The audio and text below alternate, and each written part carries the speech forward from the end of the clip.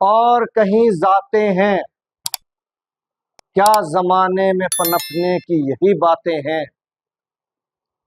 جب اقبال رحمۃ اللہ علیہ نے اپنے اللہ سے شکوہ کیا کہ مسلمانوں کے یہ حالات ہیں، اس امت کے یہ حالات ہیں، تو پھر جواب شکوہ میں یہ کہا کہ تمہارے حالات اس لیے ایسے ہیں، زمانے میں غلام اس لیے ہو گئے ہو کہ فرقہ بندی ہے کہیں۔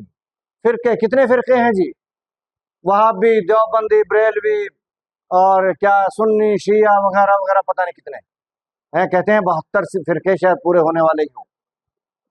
تو یہ جب اتنے فرقے بن گئے اور مسلمان آپس میں گروہ در گروہ بن گئے، تو پھر ان کو شکست تو دنیا میں ہونی ہی ہے، پھر ذلت و رسوائی تو مقدر ہونا ہی ہے۔ فرقے یعنی گروہ بندیاں، یعنی آپس میں نفرتیں، آپس میں دشمنی، تو جب یہ صورتحال پیدا ہو جائے تو پھر عزت نہیں ملتی۔ جب دو بھائی آپس میں لڑیں تو عزت نہیں ملتی، ذلت ملتی ہے۔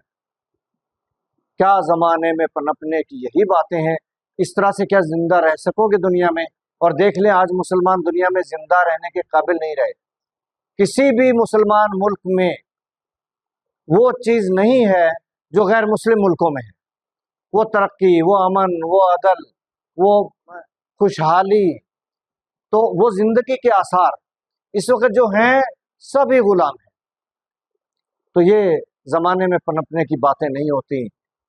یوں تو سید بھی ہو، مرزا بھی ہو، افغان بھی ہو، تم سبھی کچھ ہو، بتاؤ تو مسلمان بھی ہو۔ مسلمان وہ ہے، یہ بات یاد رکھیں، مسلمان وہ ہے جو اپنے آپ کو کہے میں صرف مسلمان ہوں، نہ شیعہ، نہ سنی، نہ وہابی، نہ دیوبندی، نہ بریلوی، نہ کوئی اور اسماعیلی اور فلاں فلاں فرقے، جو کہے میں صرف مسلمان ہوں، وہ ہے مسلمان۔ اور باقی کون ہے؟ قرآن کے منکر۔ قرآن نے صاف کہہ دیا لا تفرقو، فرقے مت بنانا۔ پھر بھی اگر کوئی فرقہ بنائے تو قرآن کا منکر ہے۔ وہ جو قرآن کا منکر ہو گیا، جو کسی بھی فرقے میں چلا گیا، وہ روز محشر مسلمانوں میں نہیں اٹھے گا، فرقوں میں اٹھے گا۔ اس لیے یاد رکھو، مسلمانوں کو فرقوں میں تقسیم نہیں کرنا۔ ایک ہو مسلم حرم کی پاسبانی کے لیے، نیل کے ساحل سے لے کر تا بقا کے کاشغر۔ جب ہم ٹکڑوں میں تقسیم ہو جاتے ہیں، ایک دوسرے کے دشمن ہو جاتے ہیں، ایک دوسرے کو قتل کرتے ہیں اور زمانے کو دعوت دیتے ہیں کہ ہم پہ حملہ کرو اور ہمیں برباد کرو، تو پھر زمانہ غافل تو ہے نہیں، زمانہ تو چاہتا یہی ہے کہ مسلمانوں کو زیر کرے۔